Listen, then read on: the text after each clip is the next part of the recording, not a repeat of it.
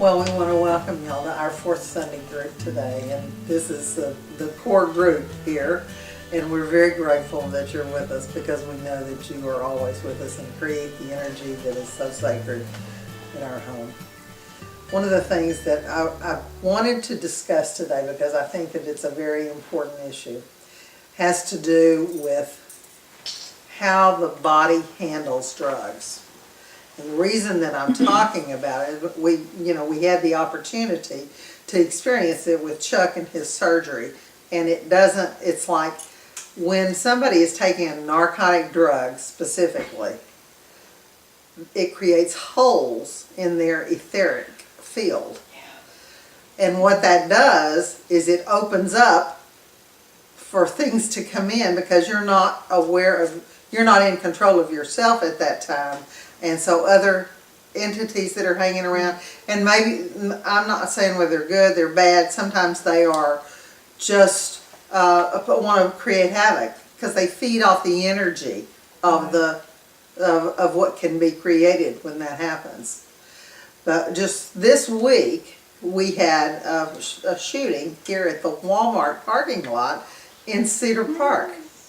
Now, this is not a violent place, it's a quiet suburb, and so it was really astounding. Well, we had the pleasure of having our little aide who comes to help Chuck, that they send him from home health, and her daughter, it was her ex-boyfriend, was one of the kids that got shot. Oh my goodness. And so she tells us what really happened was that they were all at a party and there was drugs and alcohol, and this one boy was slapping his girlfriend around, and the other boys decided they were going to take him and tune him up. Well, so they agreed that they're all going to all meet at the Walmart parking lot and talk about it. This is 4 o'clock in the morning. It ends up the guy who was tuning his girlfriend up ended up shooting those 4 boys. Oh, gee. So when there are drugs and alcohol involved, the etheric field is just a playground because there's just holes that are created in it. And anything can come in. And that's the importance of whenever we're getting through having surgery and stuff like that. We may have to have certain kinds of painkillers and things that the doctors give you to get you through it so you're not suffering so much. But it's also that important to get those things out of your system as quickly as you can, because when you're not in control of your own self, your own body, something else will come in and try to control it for you. And you never know what that might be. So it was just this preyed on me since this happened, because when we got the paper the other day and read that, I was like, and then when we found out the circumstances behind it. But things like that do happen, so it really matters. It matters when we understand the importance of it, about protecting our own energy field and staying clear.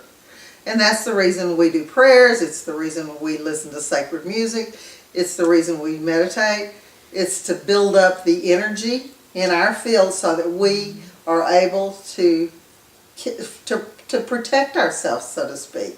And you like to believe that we don't have to protect ourselves, but the reality is there are right now a lot of energy is being released on the planet. And it's being released to be healed, but it's out there. And when it's out there, it just loves to feed off the light. And we are light workers. It will, you can be in the grocery store, you can be driving down the street, it doesn't matter where you are. So it's a cautionary tale for me just to say to you, stay prayed up, stay meditated up, stay conscious of your own personal field that you create and not taking anything else into it. And if something weird starts happening to you, get some help from somebody who knows how to clear those energies. Because you may not be in a place to clear them at the time. Sometimes we'll when we hang out in bars, people who hang out in bars, they're opening their energy field just to be bombarded by that stuff. And so it's a very important issue. All of my teachers have said, don't do alcohol or drugs. I've never had one who said it was that you should, because it leaves you open to other things. And so that's all I need to say about it. But I feel like it's important to say, because I think we all need to be aware of it, especially with the energies that are coming in right now. We have a lot of intense energies coming in. Anytime a lot of light comes in, the dark that's remaining is fighting it as hard as it can. And it'll soon dissipate, because everybody really is light. Some people have just forgotten to have taken on darker energies because of their behaviors, different things that go on with them in their life, or wounds that they've had for whatever reason. So I just like to say, that's an important issue. It's important right now when we are in the midst of doing this work and in the midst of this new energy coming in on the planet. Yes. Can I ask a question? Uh-huh. Do people always know if this happens to them? And then if they do know, what should they do about it? They don't always know. And the reason they don't know is because they get accustomed to that type of energy being around them. And they may not, people like us, the people who are probably listening to this, and those that are in this room, is that generally if you're get out of sorts and things start to get real, you don't feel quite right, then that's the time to just, if you have a person who can see energy, then you ask them and let them tell you if there's something hanging around you. It can be removed really easily. It's not a hard thing. And when you send it back to the light, it's not an intrusion on its self. It's really where it wants to go. It's fighting to get there anyway. So it's really, a lot of people don't know. But if you do know, then you definitely should get some assistance if you start to feel that out of sort thing, or something. All of a sudden you're getting angry all the time about things. Usually it's something like that has just gotten on you, and somebody else can get it off. You can sometimes it's just better to let someone else do it rather than try to do it yourself in that instant, because it's harder to heal yourself than it is to heal other people. It's easier for me to get information for other people when I'm doing my angels readings with them than for myself. I'm kind of like, well, I've already thought that before, so is that really, new information? No. So that's the difference whenever we're people who are healers and who are practitioners of the healing sciences. So, anything else? Yes. You could call someone and have them help you do that a long distance. Yes, right? it can be done over the phone. Yeah. Or it can be, or somebody, you can send an email and ask for it.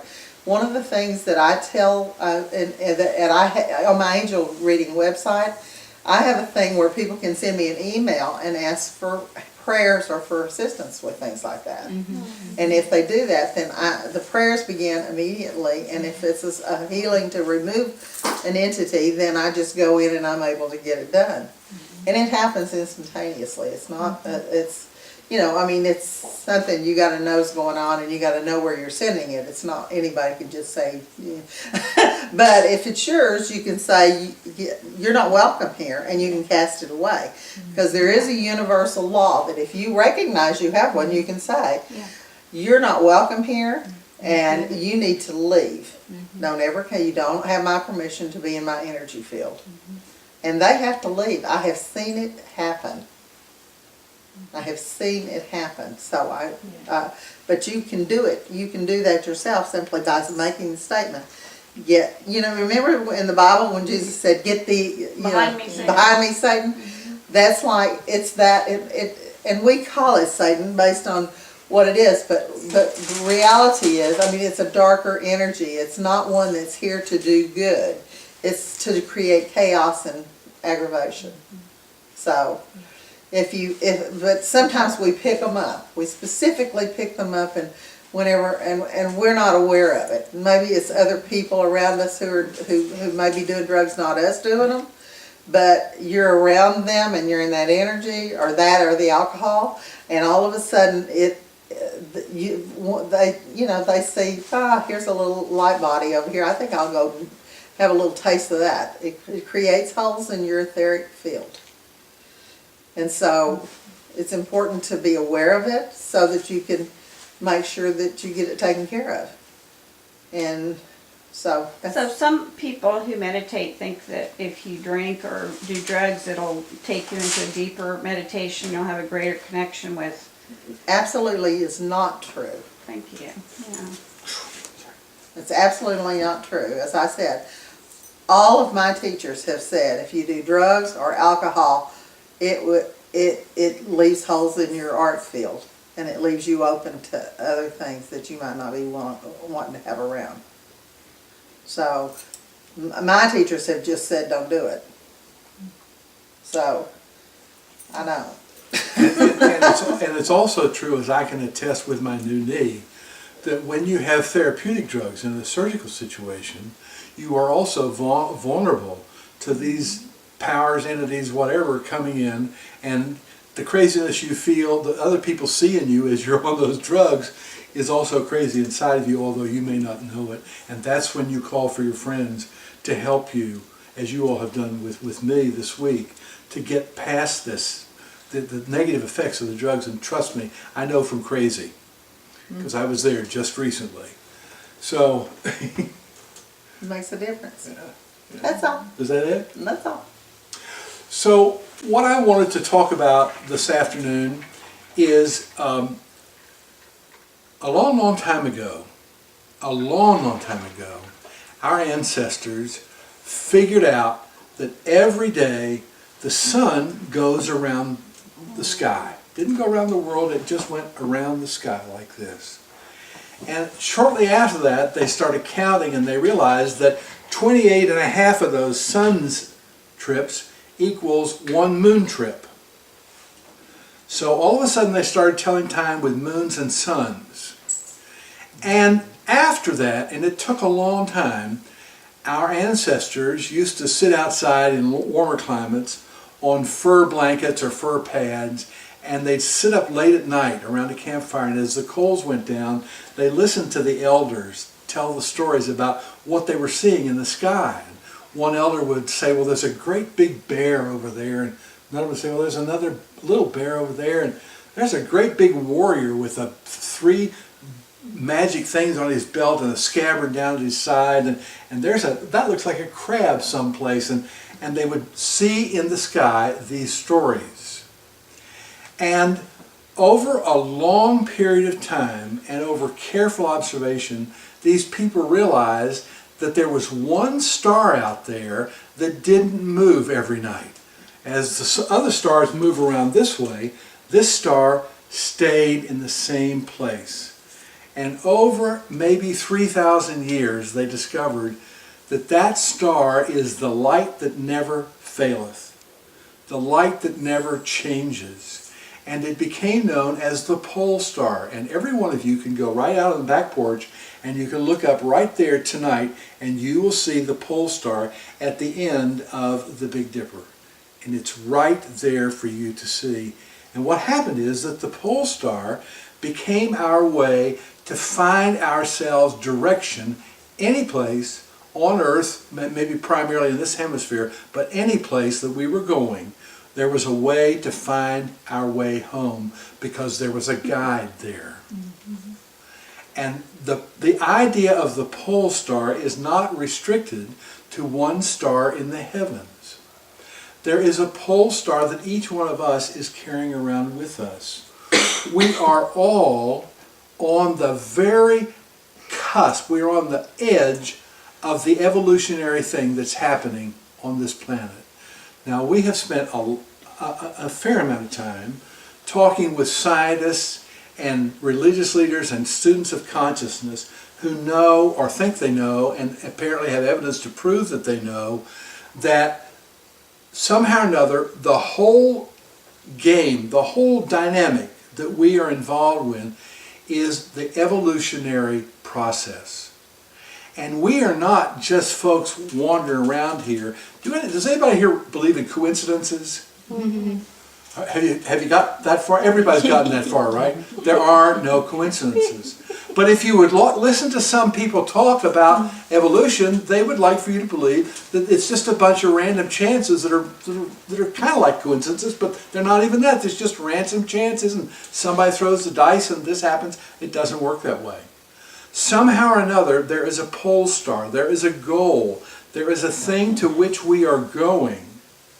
And that thing is the goal of evolution. And I'm not aware that too many people are talking about the goal of evolution.